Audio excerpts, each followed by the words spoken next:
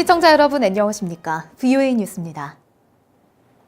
2차 미북 정상회담에 앞서 하노이에 도착한 트럼프 대통령과 김정은 위원장은 현지 시간으로 오늘 오후에 첫 회담을 엽니다. 만찬도 이어지는데 1박 2일 동안 이뤄질 미북 정상회담이 본격화됐습니다. 하노이에서 안소영 기자가 보도합니다.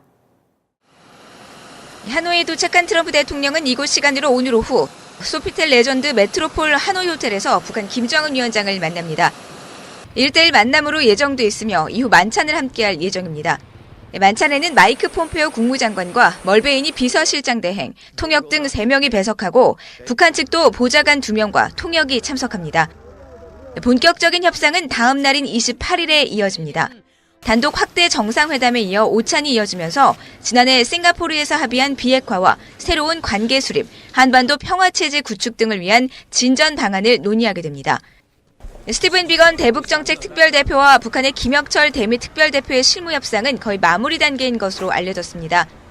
앞서 트럼프 대통령은 하노이에 도착한 뒤 특별한 언급 없이 트위터에 막 베트남에 도착했으며 성대한 환영에 감사한다면서 엄청난 인파와 매우 큰 사랑이라고 올렸습니다. 기차를 이용한 김정은 위원장은 동당역에서 내려 하노이로 들어왔습니다. 숙소에 도착한 김 위원장은 이후 북한 대사관 방문으로 첫 공식 일정을 시작했습니다. 하루 먼저 하노이로 출발했던 마이크 폼페오 국무장관은 베트남 부총리 겸 외교장관을 만나 감사를 표했습니다. I want to thank you and your whole team and the Vietnamese people for hosting this summit as well. You've done remarkable work. 트럼프 대통령은 이곳 시간 오전에 베트남 국가주석과의 만남으로 오늘 일정을 시작한 뒤 김정은 위원장을 만납니다. 지난해 싱가포르 회담 합의에 어떤 진전을 이뤄낼지 모든 이목이 집중되고 있습니다. 하노이에서 VOA 뉴스 안소영입니다. 2차 미북 정상회담을 앞두고 북한과 김정은 위원장을 바라보는 하노이 시민들의 마음은 남다릅니다. 하노이 시민들은 김정은 위원장이 베트남 방문을 통해 개혁, 개방의 길로 나아가길 바란다고 말했습니다. 하노이에서 김영권 특파원이 보도합니다. 미국과 적에서 친구로 과감한 개혁 개방 통해 발전과 번영으로 하노이 시민들은 베트남이 성취한 변화에 큰 자부심을 보였습니다. 트럼프 대통령과 김정은 위원장 얼굴에 티셔츠를 구입한 18살 부익광두이 씨와 친구들은 평화의 도시 하노이 시민들은 미국에 적대감이 없다고 말했습니다. đất nước của mình hiện nay đã là đất nước hòa bình và đang trong cuộc xây dựng và phát triển đất nước. 과거에 얽매이지 말고 미래로 나아가야 한다는 하노이 시민들의 생각은 베트남 발전의 분수령이 된 1986년의 도이모이, 즉 쇄신의 정신과 일치합니다. 절박한 경제 상황에서 2년보다 실리를 택한 베트남 수뇌부의 결단으로 1980년 278억 달러에 불과했던 국내 총생산 규모는 2017년에 2,204억 달러로 급증했습니다. 미국과 베트남 양국 수교 이후 빌 클린턴에서 트럼프 대통령까지 미국 대통령 4명이 모두 베트남을 방문했습니다. 웅위엔 안닝 씨는 하노이에서 어떤 일들이 벌어져 왔는지 김정은 위원장에게 보여주려는 트럼프 대통령의 생각을 적극 지지한다고 말했습니다. If you give up the nuclear weapon, maybe you can similar, or maybe the American can support the North Korea can similar or develop more developed than Hanoi or Vietnam now. I think Kim Jong Un will change his mind.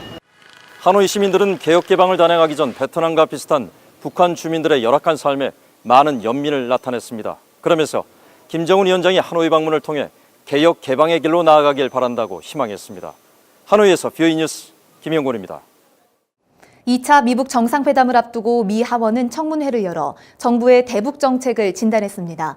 트럼프 대통령은 대북 제재 완화와 동맹 관계를 약화시킬 수 있는 큰 양보를 해서는 안 된다는 지적이 잇따랐습니다. 조은정 기자입니다.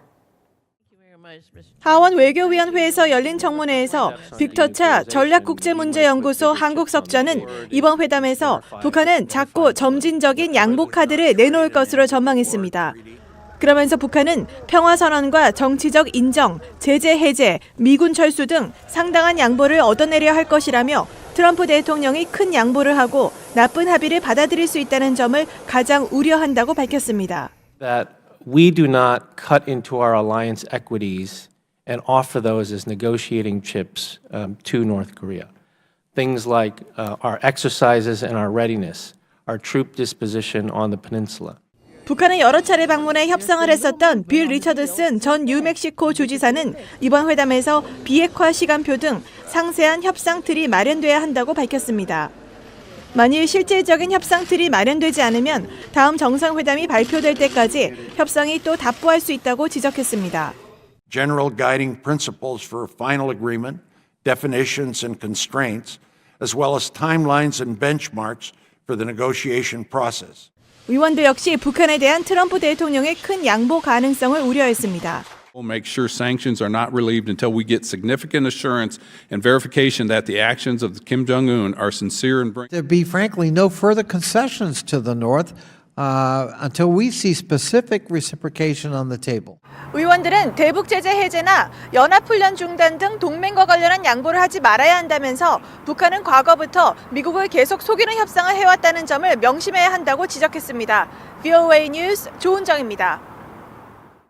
유엔 안보리 대북제재위원회는 지난 24일 자체 홈페이지를 통해 세계보건기구 WHO와 독일 구호단체 세계기아원조, 아일랜드 구호단체 컨선 월드와이드 등의 대북 인도지원 사업 물자 반입을 허가했다고 밝혔습니다.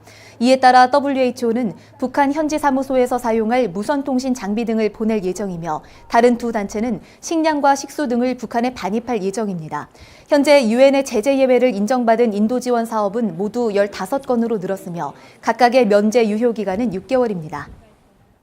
국제인권기구인 앰네스티 인터내셔널이 미국은 하노이에서 열리는 2차 미북 정상회담에서 북한의 잔혹한 인권 행위를 눈감아줘선 안 된다고 밝혔습니다. 앰네스티는 25일 아시아 지부장의 성명을 통해 북한 주민은 여전히 강제노동과 이동 자유 제한, 실종 등 인권 탄압에 시달리고 있다면서 미북 지도자는 이번 회담에서 인권을 논의해야 한다고 말했습니다. 또 미국은 2년째 공석인 대북 인권 특사를 하루빨리 임명하라고 촉구했습니다.